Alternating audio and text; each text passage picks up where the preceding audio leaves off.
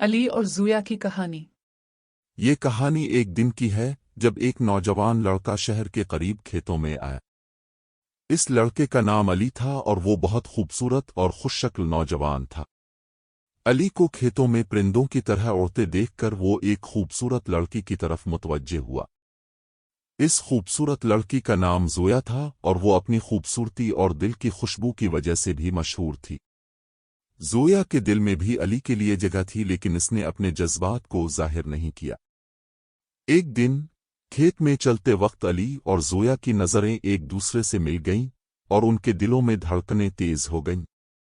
آسمان میں چھائے ہوئے سورج کی روشنی نے ان کے چہرے کو اور بھی خوبصورتی دی جس نے ان کے دلوں کو ایک دوسرے کی طرف کھینچ لیا۔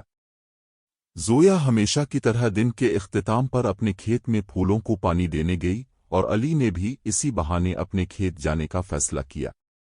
وہ پہلی بار کھیت میں ملے جب وہ دونوں پانی پلانے کی کامیابی کی خوشبو لے رہے تھے۔ علی نے اپنے دل کی بات کرنے کا فیصلہ کیا اور پھولوں کی بارش کے درمیان زویا کو اپنے دل کی حالت کے بارے میں بتایا۔ زویا شرما کر اس کی بات سنتی ہے اور ان کی ملاقاتوں کی تعداد دن بدن بڑھتی جاتی ہے۔ دونوں کے درمیان محبت کی کہانی کھیتوں کے سنہری کھیتوں میں پروان چڑھی۔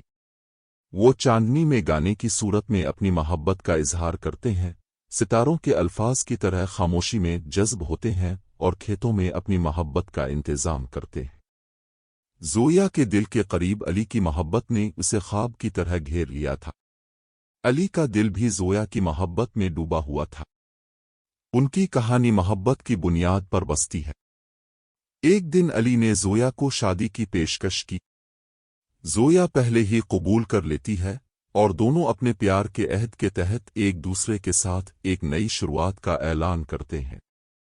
شادی کے بعد زویا اور علی نے اپنے فارم کو ایک مثالی زندگی دی۔ ان کی محبت نے ان کے کھیتوں کو پھولوں سے بھر دیا اور انہوں نے اپنے دل کی باتوں کو زمین پر اپنے خوابوں کی طرح بنا لیا۔ اس کہانی سے پتہ چلتا ہے کہ محبت کے جذبات کسی بھی وقت پیدا ہو سکتے ہیں اور وہ کسی بھی وقت دو دلوں کو جوڑ سکتے ہیں۔ زویا اور علی کی محبت کی کہانی شفقت اور محبت کی قدر کو ظاہر کرتی ہے جو فارم کی زندگی کو خوشگوار بناتی ہے۔